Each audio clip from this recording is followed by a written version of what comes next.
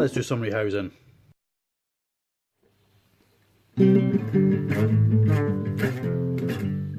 Okay, so you may well remember I had to do this. I had to go on a bit of a supply run.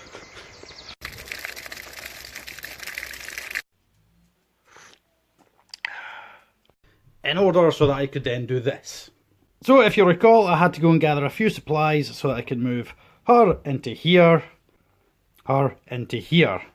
Okay, so originally these are the two tanks we've just had a look at. These now house the Nando and the Chileanos. Okay, so originally this one was empty because the louse passed away, and this one housed my large Heterometrius Swamadame. So in order to fill up this tank, that Swamadame had to be moved, hence the reason for the supply run. And whilst I was doing that, there was a few other things moved, so we have a kind of collaboration of things that have been put into other houses. Okay, so completely random, nothing to do with that, but the first part of this little compilation is going to be the ants. The ants got a rehouse. The reason for this is possibly explained in a bit of footage that I filmed the other day. Or it might not be, in which case I'll explain afterwards. Okay, so what we've done is as we have moved one of the false widows out, I've decided to give this a go. We have topped up one of these with a lot of substrate, about halfway up with substrate. We've put a few bits of, well, you can't see the air because of the mesh. Let's have a look. We'll take the lid off. Added a few layers of bark, a couple of wee stones, so we've tried to create something of a natural environment in there, and we're kind of hoping that they will just bury and create normal chambers as they would. And I'm hoping that as these chambers begin to develop, we'll be able to see them dig and burrow and create natural tunnels and structures down in the substrate. It does probably need a bit more humidity added to it, just so it can hold its form as they start to tunnel. Okay, so that was beautifully well not explained. So fundamentally, I had a very small formicarium thing I got for them. Unfortunately, some of the newly hatched, very small workers were able to fit through the ventilation. I therefore put breathable sticky plasters on the inside of the houses to cover the ventilation.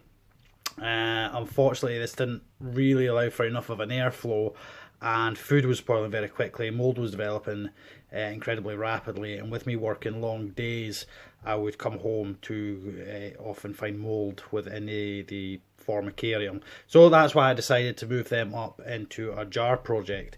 Now, within that jar project, I mentioned that we had taken one of the false widows out of the jar.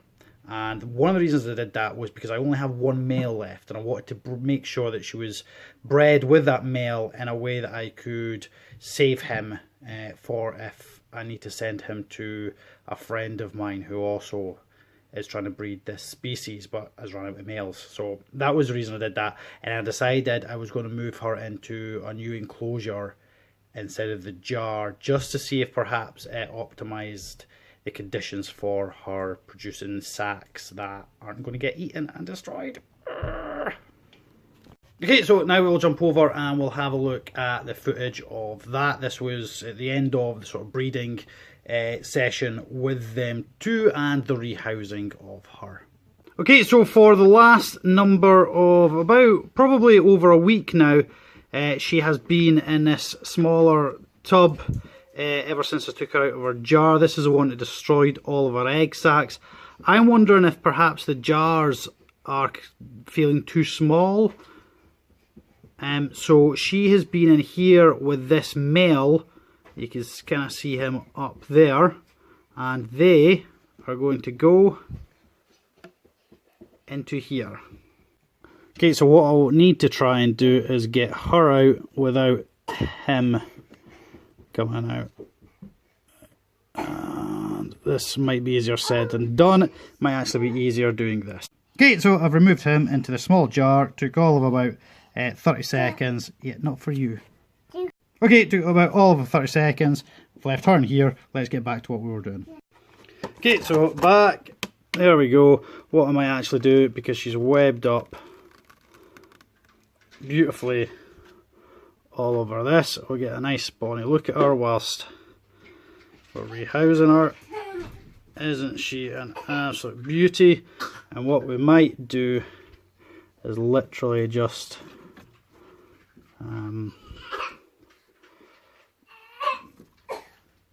try and position that somewhere in there so it looks relatively like it's not just been dumped in.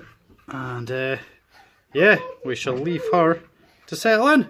Okay, and as for him, he can simply just go back into here. Okay, so she's now settling into her house down there. I'll leave her a wee while to web up and stuff and keep an eye out for any egg sacs developing. He is still in a tub up there.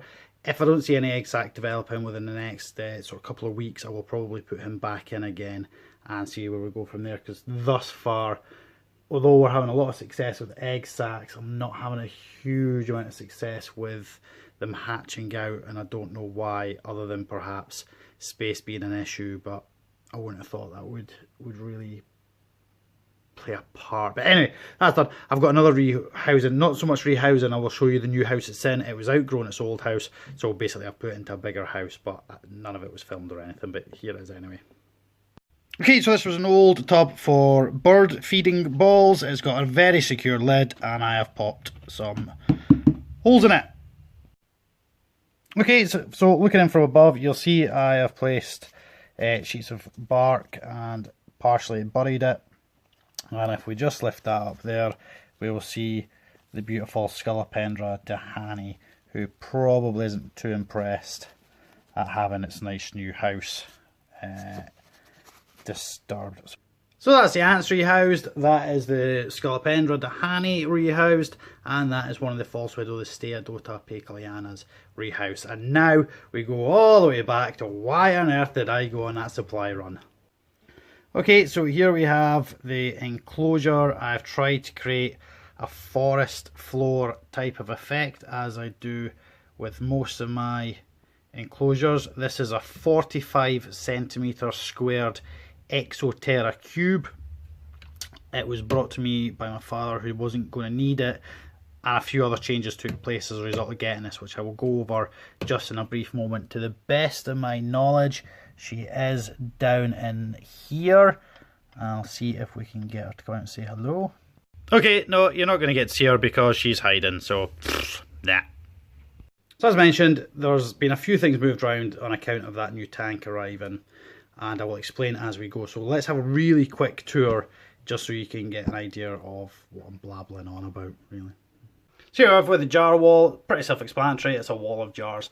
We have the Ursus Falconeri, false widow, we have one of my small scorpions, one of the Euscorpius italicus, down onto the ants, sand spider in there, and finally the other false widow. Moving across onto this unit, we have a collection of tarantulas, we come down onto scorpions, and we have another spider tarantula in here. I really want to get this tank changed, but it's what I've got to use just now. Okay, so we have, again, scorpion setups. This one was on this side, this one was on this side. It doesn't make a huge amount of difference, but there's a reason I did that, and it's just for a kind of flow.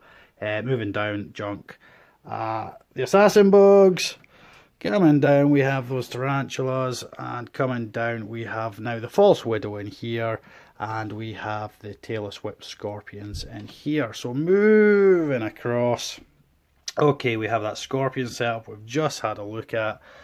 Good old Pac-Man-y there, and this is my other enclosure for the Heterometrius Swamadami that I own. And coming up onto the top, we have a couple of centipede tubs. So this used to sit much higher on account of the fact that this tank used to be the bottom piece of the stack. Okay, so this gets very confusing. This is now where the mantids all sit. So you can see we've got mantid jars there, lovely little basket for storagey stuff. And these are the ghosts, and I noticed just the other day when I was filming these ones, the crown on this ghost is actually missing. Well, there's also a millipede lives somewhere in amongst all this. I've had it since it was like about that big, and now it's relatively big. Yep, there's my Burmese beauty, and I've had that since it was probably not much bigger than one of its legs. It was absolutely minuscule when it arrived. But yeah, awesome. So there we go, we have rehousings, we have a few jiggery pokery movery things around these, and we have... I can't believe I just did. Right, anyway. Yeah, so be good, be kind, take care of yourselves, bye bye for now, bye bye, and thank you very much. Goodbye.